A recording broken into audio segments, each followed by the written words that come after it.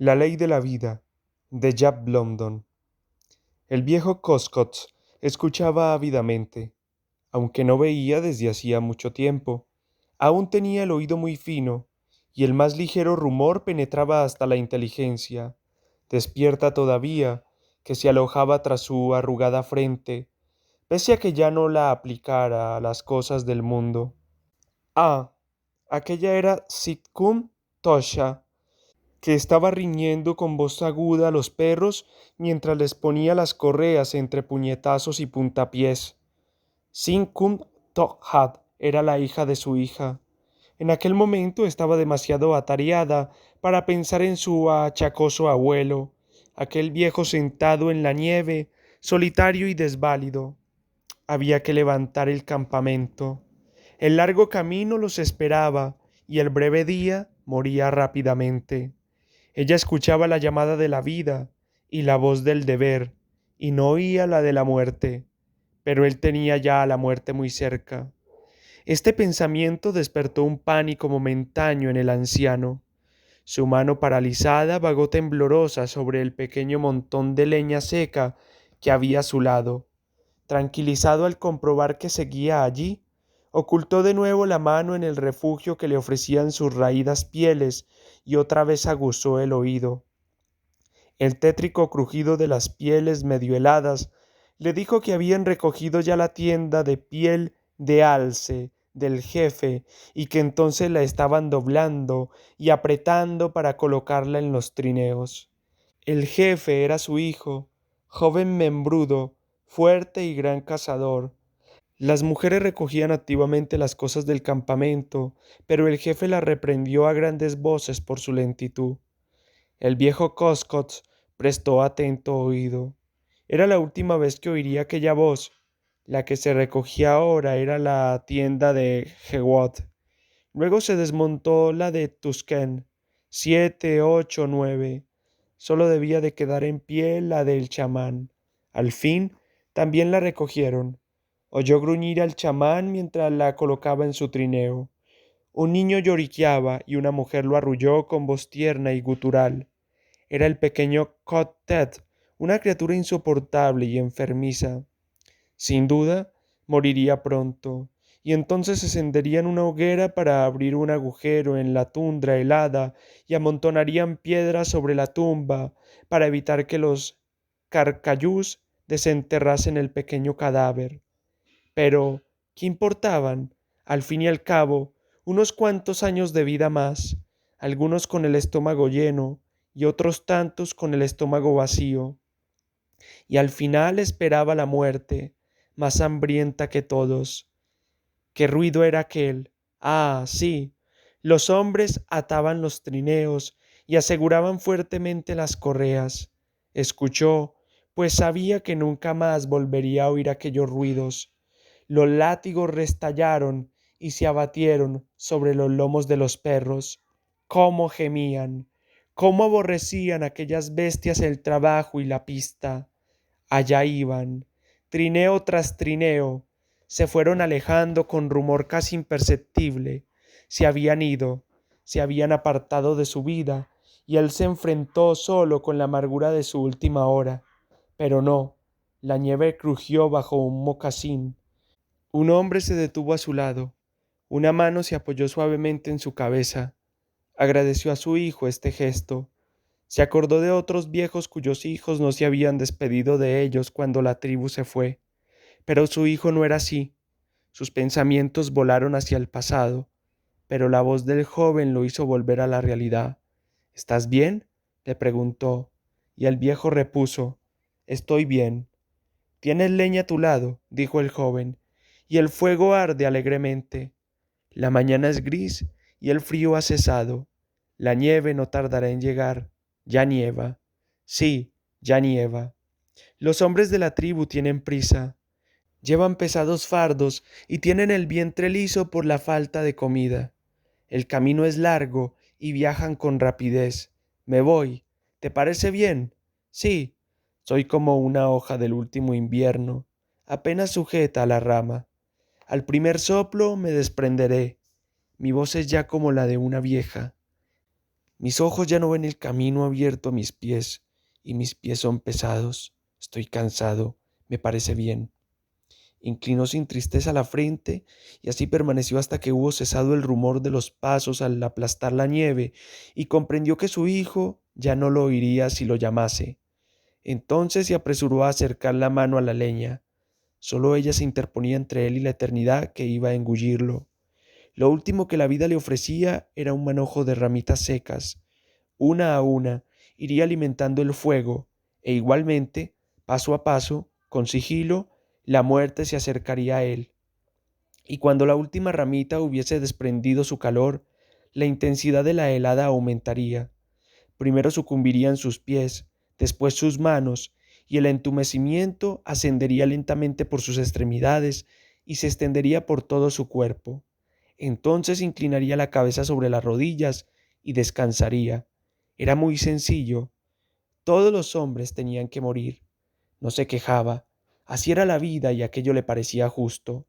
Él había nacido junto a la tierra y junto a ella había vivido. Su ley no le era desconocida. Para todos los hijos de aquella madre la ley era la misma. La naturaleza no era muy bondadosa con los seres vivientes. No le preocupaba el individuo, solo le interesaba la especie. Esta era la mayor abstracción de que era capaz la mente bárbara del viejo Coscots, y se aferraba a ella firmemente. Por doquier veía ejemplos de ello: la subida de la savia, el verdor del capullo del sauce a punto de estallar, la caída de las hojas amarillentas. Esto resumía todo el cielo, pero la naturaleza asignaba una misión al individuo. Si éste no la cumplía, tenía que morir. Si la cumplía, daba lo mismo, moría también. ¿Qué le importaba esto a ella? Eran muchos los que se inclinaban ante sus sabias leyes, y eran las leyes las que perduraban, no quienes las obedecían. La tribu de Coscots era muy antigua. Los ancianos que él conoció de niño ya habían conocido a otros ancianos en su niñez.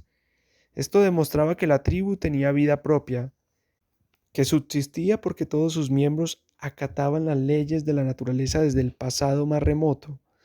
Incluso aquellos de cuyas tumbas no quedaba recuerdo les habían obedecido. Ellos no contaban, eran simples episodios. Habían pasado como pasan las nubes por un cielo estival. Él también era un episodio y pasaría. ¿Qué importaba él a la naturaleza? Ella imponía una misión a la vida y le dictaba una ley, la misión de perpetuarse y la ley de morir. Era agradable contemplar a una doncella fuerte y de pechos opulentos, de paso elástico y mirada luminosa, pero también la doncella tenía que cumplir su misión. La luz de su mirada se hacía más brillante, su paso más rápido, se mostraba ya atrevida, ya tímida con los varones, y les contagiaba su propia inquietud. Cada día estaba más hermosa y más atrayente. Al fin, un cazador, a impulsos de un deseo irreprimible, se la llevaba a su tienda para que cocinara y trabajase para él y fuese la madre de sus hijos. Y cuando nacía su descendencia, la belleza la abandonaba. Sus miembros pendían inertes, arrastraba los pies al andar, sus ojos se enturbiaban y destilaban humores. Solo los hijos se deleitaban, ya apoyando su cara en las arrugadas mejillas de la vieja Squat, junto al fuego. La mujer había cumplido su misión. Muy pronto, cuando la tribu empezara a pasar hambre o tuviese que emprender un largo viaje, la dejarían en la nieve, como lo habían dejado a él, con un montoncito de leña seca. Esta era la ley. Colocó cuidadosamente una ramita en la hoguera y prosiguió sus meditaciones. Lo mismo ocurría en todas partes y con todas las cosas. Los mosquitos desaparecían con la primera helada.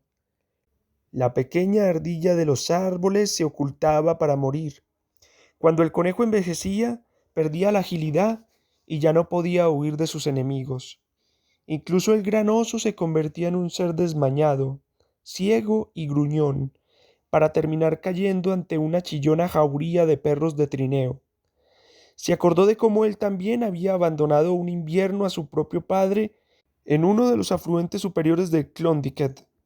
Fue el invierno anterior a la llegada del misionero con sus libros de oraciones y su caja de medicinas. Más de una vez Coscots había dado un chasquido con la lengua al recordar aquella caja, pero ahora tenía la boca reseca y no podía hacerlo. Especialmente el matadolores era bueno sobremanera, pero el misionero resultaba un fastidio al fin y al cabo, porque no traía carne al campamento y comía con gran apetito. Por eso los cazadores gruñían, pero se le helaron los pulmones allá en la línea divisoria del Mayo, y después los perros apartaron las piedras con el hocico y se disputaron sus huesos. Coscots echó otra ramita al fuego y evocó otros recuerdos más antiguos. Aquella época de hambre persistente en que los viejos se agazapaban junto al fuego con el estómago vacío y sus labios desgranaban oscuras tradiciones de tiempos remotos en que el yuncón estuvo sin helarse 3 inviernos y luego se heló 3 veranos seguidos. Él perdió a su madre en aquel periodo de hambre. En verano fracasó la pesca del salmón y la tribu esperaba que llegase el invierno y con él los caribúes. Pero llegó el invierno y los caribúes no llegaron. Nunca se había visto nada igual, ni siquiera en los tiempos de los más ancianos. El caribú no llegó y así pasaron 7 meses. Los conejos escaseaban y los perros no eran más que manojos de huesos. Y durante los largos meses de oscuridad, los niños lloraron y murieron, y con ellos los viejos y las mujeres. Ni siquiera uno de cada 10 de los hombres de la tribu vivió para saludar al sol cuando éste volvió en primavera. ¡Qué hambre tan espantosa fue aquella! Pero también recordaba épocas de abundancia en que la carne se les echaba a perder en las manos y los perros engordaban y se movían con pereza de tanto comer. Épocas en que ni siquiera se molestaban en cazar. Las mujeres eran mujeres fecundas y las tiendas se llenaban de niños varones y niños mujeres que dormían amontonados. Los hombres, ahitos, resucitaban antiguas rencillas y cruzaban la línea divisoria hacia el sur para matar a los peyes y hacia el oeste para sentarse junto a los fuegos apagados de los tananas. Se acordó de un día en que, siendo muchacho y hallándose en plena época de abundancia, vio cómo los lobos acosaban y derribaban a un alce. Sid-Ad estaba tendido con él en la nieve para observar la contienda. Sid-Had, que, andando el tiempo, se convirtió en el más astuto de los cazadores y terminó sus días al caer por un orificio abierto en el hielo del Yukon. Un mes después lo encontraron tal como quedó, con medio cuerpo asomando por el agujero donde lo sorprendió la muerte por congelación. Sus pensamientos volvieron al alce. Sid-Had y él salieron aquel día para jugar a ser cazadores, imitando a sus padres. En el lecho del arroyo descubrieron el rastro reciente de un alce, acompañado de las huellas de una manada de lobos. Es viejo, dijo Sid, examinando las huellas antes que él. Es un alce viejo que no puede seguir al rebaño. Los lobos lo han separado de sus hermanos y ya no lo dejarán en paz. Y así fue. Era la táctica de los lobos. De día y de noche lo seguían de cerca, incansablemente, saltando de vez en cuando a su hocico. Así lo acompañaron hasta el fin.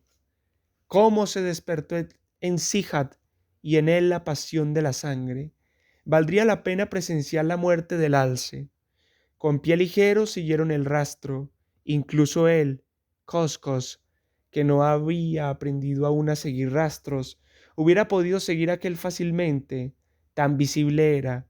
Los muchachos continuaron con ardor la persecución. Así leyeron la terrible tragedia recién escrita en la nieve.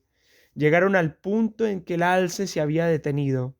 En una longitud 3 veces mayor que la altura de un hombre adulto, la nieve había sido pisoteada y removida en todas direcciones.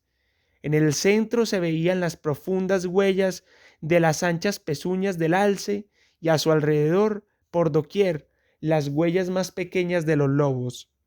Algunos de ellos, mientras sus hermanos de raza acosaban a su presa, se tendieron a un lado para descansar. Las huellas de sus cuerpos en la nieve eran tan nítidas como si los lobos hubieran estado echados allí hacía un momento. Un lobo fue alcanzado en un desesperado ataque de la víctima enloquecida, que lo pisoteó hasta matarlo. Solo quedaban de él, para demostrarlo, unos cuantos huesos completamente descarnados.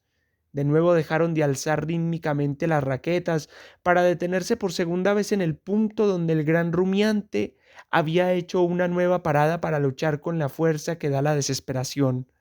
2 veces fue derribado, como podía leerse en la nieve, y 2 veces consiguió sacudirse a sus asaltantes y ponerse nuevamente en pie. Ya había terminado su misión en la vida desde hacía mucho tiempo, pero no por ello dejaba de amarla.